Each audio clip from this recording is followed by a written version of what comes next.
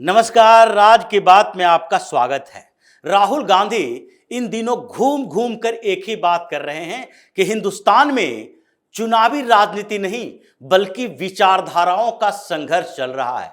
एक तरफ राहुल गांधी यानी कांग्रेस की विचारधारा है, जिसके साथ इंडी अलायंस के पार्टनर तो है ही, लेकिन कुछ और पार्टियां जो पिछली सरकार के समय पीएम मोदी के साथ खड़ी नजर आ रही थी, वो भी इनडायरेक्टली सपोर्ट कर रही है। तो दूसरी तरफ विचारधारा संघ की है। राहुल गांधी के अनुसार जो भारतीय जनता पार्टी की भी विचारधारा है, यानी अगर राहुल गांधी ये कहते हैं कि ये विचारों के संघर्ष का दौर है, तो भारतीय जनता पार्टी ही नहीं, विपक्ष के सांसदों को भी ये सोचने पर मजबूर होना पड़ रहा है कि इस विचारधारा के संघर्ष में हम किसके पक्ष में हो। भारतीय जनता पार्टी आरएसएस के हिंदुत्ववादी विचारधारा या फिर एंटी हिंदू विचारधारा जो राहुल गांधी की कांग्रेस और विपक्ष के दूसरी पार्टियों की है। और इसी संघर्ष के कारण कुछ सांसदों ने ये तय कर लिया कि अब हम उस विचारधारा के साथ नहीं रहेंगे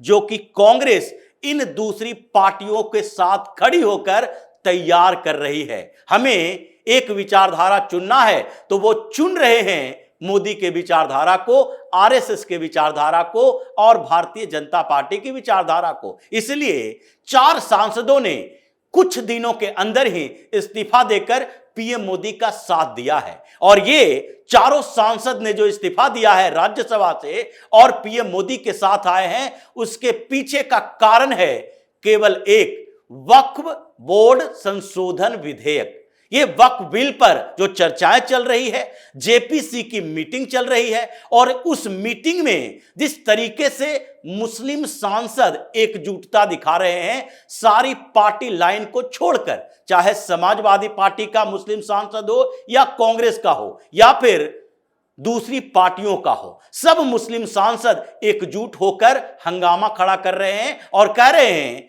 कि वक्फ बोर्ड में गैर मुस्लिमों की एंट्री नहीं होनी चाहिए।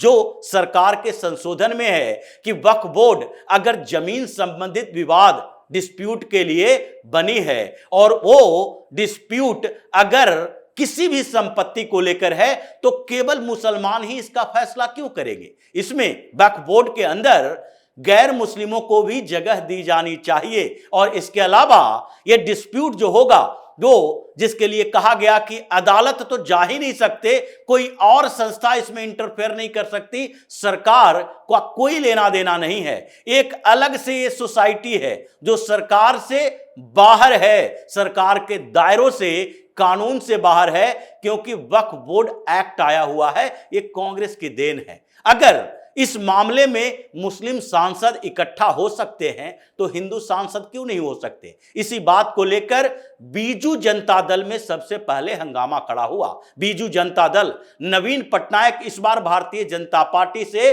उड़ीसा में विधानसभा का चुनाव हार गए और हार भी बहुत बुरी तरीके से हुई। इसलिए ऐसे बौखलाए कि जो बीजू जनता दल के सांसद लोकसभा में या राज्यसभा में सब के सब समर्थन देते थे पीएम मोदी को, ये साथ देते थे अलग अलग बिल के अनुसार। इनका कहना था कि हम मुद्दा आधारित समर्थन देते हैं, न हम इंडी अलायंस के शामिल हैं और न ही हम भारतीय जनता पार्टी वाली एनडीए में शामिल हैं। हम बिल्कुल निष्पक्ष हैं, अलग हैं, लेकिन मुद्दों के आधार पर हम सरकार के साथ भी जा सकते हैं, सरकार के विरोध में भी जा सकते हैं। लेकिन ज्यादातर समय में हर बिल पर बीजू जनता दल की तरफ से मोदी को समर्थन दिया गया। लेकिन अचानक से बीजू जनता दल की बड़ी हार होती है और नवीन पटनायक की विचारधारा बदल जाती है, और बदलने के बाद फिर धीरे धीरे वो एंटी हिंदू होने लगते हैं। वक्फ बोर्ड संशोधन बिल पर उन्होंने 2 दिनों में अलग अलग बयान दिए और कहा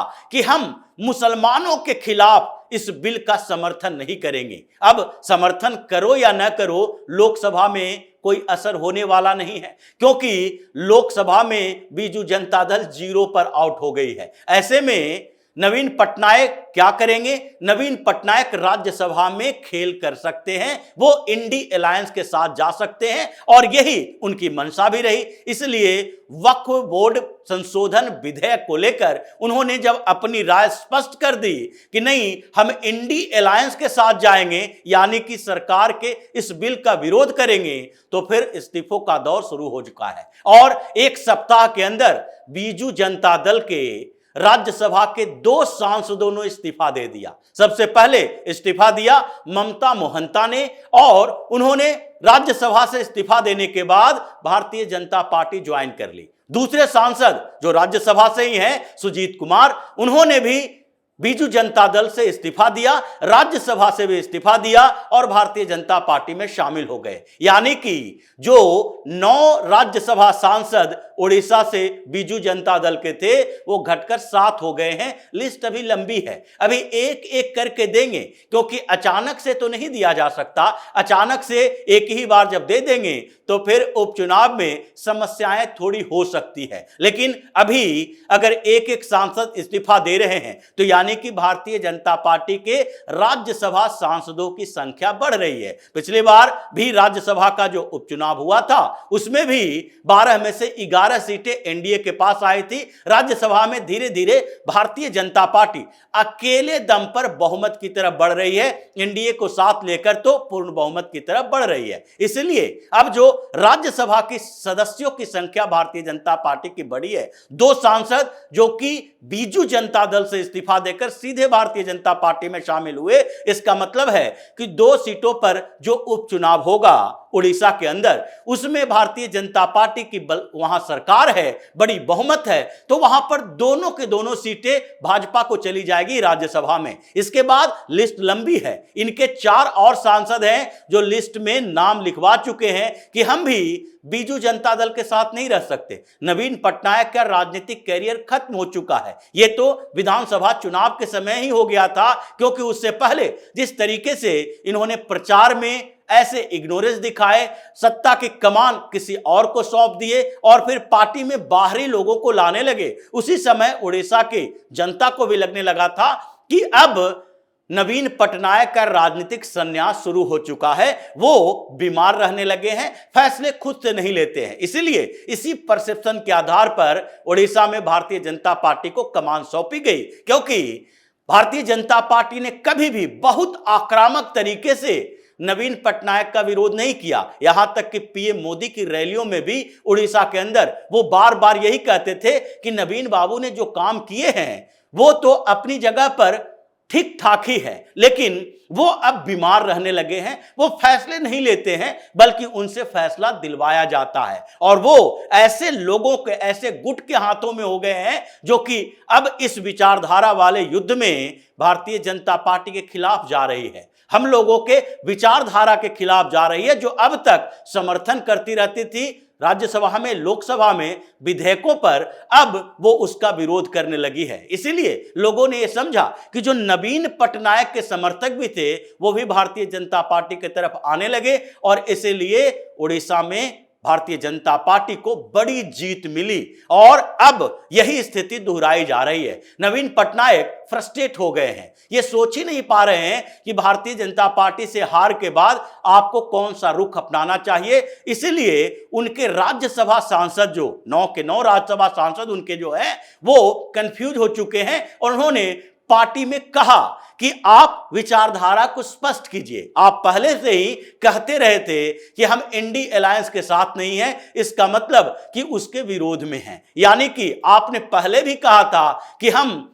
मुद्दों के समर्थन के आधार पर, जैसे मुद्दे रहेंगे उसके आधार पर हम सरकार को समर्थन करेंगे, मोदी को समर्थन करेंगे, और अब आपका सुर बदल चुका है, इसलिए इस पार्टी में हमारे लिए कोई जगह नहीं है। उसके अलावा जो और दूसरी बड़ी पार्टी है जो सत्ता से बेदखल हुई है, जिसमें भारतीय जनता पार्टी की भी भूमिका है, और चंद्रबाबू नायडू के साथ मिलकर भाजपा ने वहां चुनाव लड़े थे, पवन कल्याण भी साथ थे, और वो पार्टी है वाईएसआरसीपी। उसका भी राज्यसभा में बड़ी भूमिका है। 11 सांसद आंध्र प्रदेश से राज्यसभा में उनकी पार्टी के हैं, लेकिन इन दिनों 2 सांसदों ने इस्तीफा दिया और उनसे भी यही सवाल किया गया, जबकि जगन मोहन रेड्डी बार बार जेपीसी की बैठकों के दौरान या फिर जेपीसी की बैठक के बाद भी वक्फ बोर्ड संशोधन विधेयक पर कंफ्यूज थे। उन्होंने कई बार यह बात कही कि इस बिल में अल्पसंख्यकों के खिलाफ यानी मुसलमानों के खिलाफ फैसला लिया जा रहा है, हम इसका समर्थन नहीं करेंगे।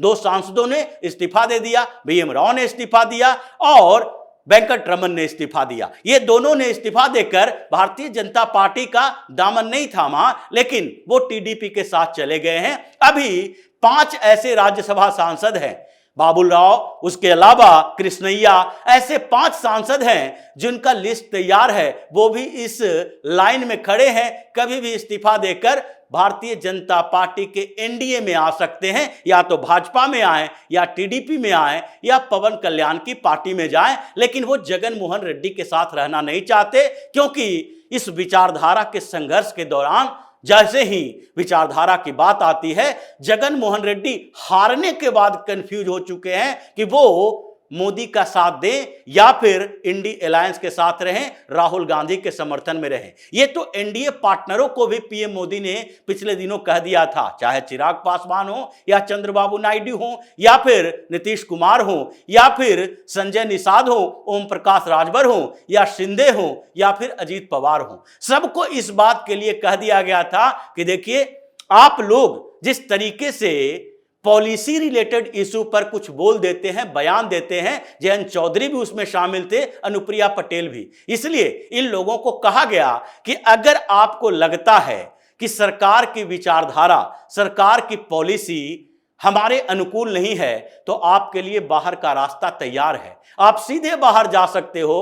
और इसीलिए चिराग पासवान बैकफुट पर आए, नीतीश कुमार बैकफुट पर आए, जयंत चौधरी, अनुप्रिया पटेल ने बोलना छोड़ दिया और संजय निषाद, ओम प्रकाश राजभर आजकल योगी योगी करने लगे हैं, और शिंदे और अजीत पवार, ये दोनों की हेकड़ी निकल गई है। जिनको लगता है कि महाराष्ट्र में हम कुछ बड़ा करने वाले हैं, उनको तो सीधे तौर पर अमित शाह ने चेतावनी दे दी है कि रहना है रहो, नहीं तो बाहर जाओ। अब चुनाव आने वाला है, चुनाव के बाद देख लेंगे कि गठबंधन किसके साथ होना है, शिंदे का सीएम बनना या फिर फडणवीस का सीएम बनना या फिर आगे उद्धव ठाकरे के साथ जाना, उनको साथ में लाना, ये सारे फैसले चुनाव के बाद हो जाएंगे। अगर आप लोगों को लगता है कि वैचारिक समर्थन नहीं चाहिए, क्योंकि अजीत पवार ने भी पिछले दिनों 2 बार अपने बयान दिए, एक तो परिवारवादी राजनीति को लेकर, उससे भारतीय जनता पार्टी को कोई लेना देना नहीं है, लेकिन सेकुलरिज्म को लेकर उन्होंने जो बात कही,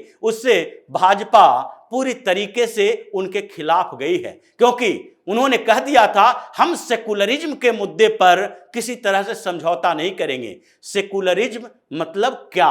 सेकुलरिज्म वही जो कांग्रेस चलाती रही है, वही जो राजद चलाती है, सपा चलाती है, ममता बनर्जी चलाते हैं, या फिर वो सेकुलरिज्म जिसमें हिंदुओं को सवाल पूछने का अधिकार हो, अपने अधिकारों के लिए वो लड़ सके, ये सेकुलरिज्म है या मुस्लिम परस्त राजनीति सेकुलरिज्म है? इसका सवाल उनसे पूछा गया है। इसलिए अभी जो इस्तीफे हो रहे हैं, अब 12 सांसद ऐसे और हैं जिनका इस्तीफा तैयार है विपक्ष के इसी वक्फ बोर्ड के लेकर, और अभी तो हिंदू सांसदों की एकता शुरू ही हुई है। अब कई और कांग्रेस के भी सांसद हैं जिनको फीडबैक मिल रहा है अपने क्षेत्रों से कि देखो, ये वक्फ बोर्ड विधेयक जो है वो कोई सामान्य विधेयक नहीं है, जनता का सेंटिमेंट इससे जुड़ा हुआ है, क्योंकि इन लोगों ने डलहौजी की तरह हड़प नीति अपनाई है। ये संपत्तियों पर कब्जा करते हैं। हिमाचल प्रदेश में अभी देखिए, एक मस्जिद का विवाद सिंगौली में चल रहा है